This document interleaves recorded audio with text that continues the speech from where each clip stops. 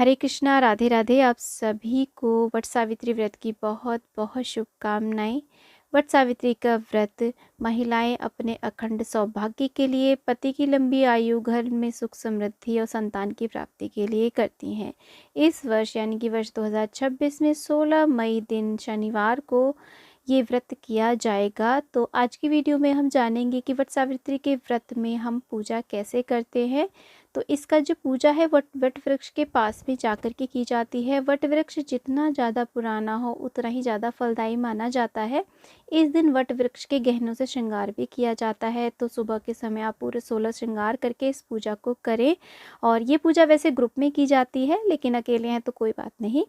तो जो भी सामग्री है, सारी सामग्री को लेकर के वट वृक्ष के पास हम जाएंगे और सबसे पहले हम जल से वट वृक्ष को सींचेंगे। अगर वट वृक्ष के आसपास कुछ आपको गंदगी दिखाई देती है तो आप अच्छे से वहाँ पर साफ सफाई कर लें। तो यहाँ पर देखिए भूमि का हमने शुद्धिकरण कर लिया है। इसके बाद में एक वट वृक्ष का पत्ता हम लेंगे और इसके ऊपर हम गौरी गणेश की स्थापना करेंगे। आप गोबर से गौरी गणेश बना सकते हैं या मिट्टी से बना सकते हैं, सुपारी से बना सकते हैं।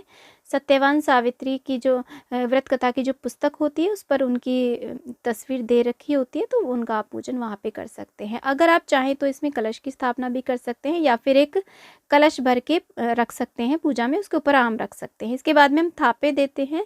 वट वृक्ष के ऊपर आप ऐपन से थापे दें, यानी कि हल्दी और आटे को और पानी को मिक्स करके इस तरीके से थापे दिए जाते हैं। सभी को हम ऐपन लगा देते हैं। चावल का आटा भी ले सकते हैं, गेहूं का आटा भी ले सकते हैं। और अगर आपके पास ये सब नहीं है तो आप हल्दी का घोल लगा करके भी ऐसे पूजा कर सकते हैं। देखिए अगर आप वट वृक्ष आपको नहीं मिल पा रहा है तो आप घर पर ही टहनी लगा करके या नर्सरी से वट वृक्ष का पौधा ला करके आप पूजन कर सकते हैं, गमले में लगा करके भी। और ये जो टहनी है हमें एक दिन पहले तोड़नी होती है। जिस दिन हम पूजा करते हैं उस दिन टहनी हमें नहीं तोड़नी चाहिए।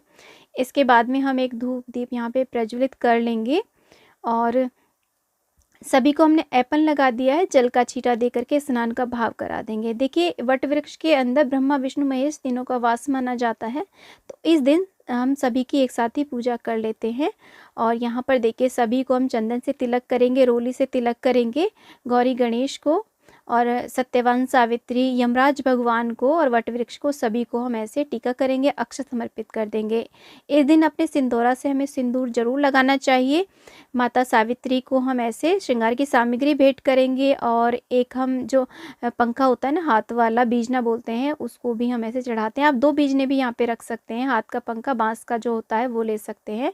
और एक अपने पति के लिए, एक वट वृक्ष के लिए। साथ में फलों का भोग लगा देंगे।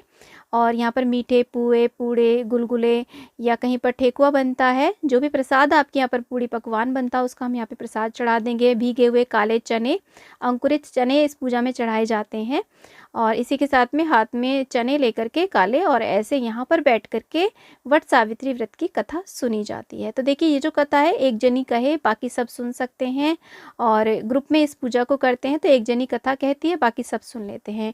इस कथा का वीडियो आपको हमारे चैनल पे मिल जाएगा, आप कथा वहाँ से भी सुन सकते हैं। हाथ में दाने लेते हैं, दानों को पूजा में से छोड़ देते जब हमारी कहानी पूरी हो जाती है। इसके बाद में वट वृक्ष की परिक्रमा करते हैं। तो परिक्रमा आप कच्चे सूत से कर सकते हैं और यहाँ पर आप चाहे तो कलावे से भी कर सकते हैं, इस तरीके से। और ये जो परिक्रमा है देखिए इस दिन वट वृक्ष की 108 परिक्रमाएं की जाती हैं। बाकी आपके अगर आपका शरीर साथ नहीं देता है तो आप यहाँ पर 11, 21, 51 जितनी चाहे उतनी परिक्रमा भी कर सकते हैं। और देखिए हमने यहाँ पर 8 परिक्रमाएं तो कलावे से कर ली हैं। जहाँ कलावा समाप्त हो जाए उसे वहीं टांग दें और उसके बाद में हाथ में गिन करके 100 चने ले सकते हैं। इस तरीके से गिन करके 100 परिक्रमाएं कर लें। और अगर आप कम कर रहे हैं परिक्रमाएं तो कम भी कर सकते हैं। आप चाहे तो सारी परिक्रमाएं ऐसे कच्चा सूत लपेटते हुए भी कर सकते हैं और पंखा झलते हुए भी परिक्रमाएं की जाती हैं। ऐसे पूजा करने के बाद में हम यहाँ पे गौरी गणेश की आरती कर लेंगे और यहाँ पर वट वृक्ष की आरती करेंगे, सत्यवान सावित्री, यमराज भगवान की, सभी की हम आरती करेंगे। उनसे अपने अखंड सौभाग्य के लिए, घर में सुख समृद्धि के लिए, पति की लंबी आयु के लिए ऐसे हम प्रार्थना कर लेंगे और अपनी संतानों के लिए भी प्रार्थना कर लेंगे। पूजा में कमियों के लिए हम क्षमा याचना कर लेंगे। और यहाँ पर आप वस्त्र आदि भी निकाल सकते हैं, दान दक्षिणा ज़्यादा से ज़्यादा निकाल सकते हैं। ऐसे हम देखिए चरण दबा देंगे वटवृक्ष के और गले लग अवश्य लगे। 5 से 7 बार आप वटवृक्ष को गले ज़रूर लगें, ऐसे हम प्रार्थना कर लेंगे। इस प्रकार से हम पूजा कर लेंगे। और देखिए ये जो व्रत है, जब तक हम परिक्रमा नहीं करते तब तक ये व्रत किया जाता है, कहीं-कहीं पर शाम तक किया जाता है।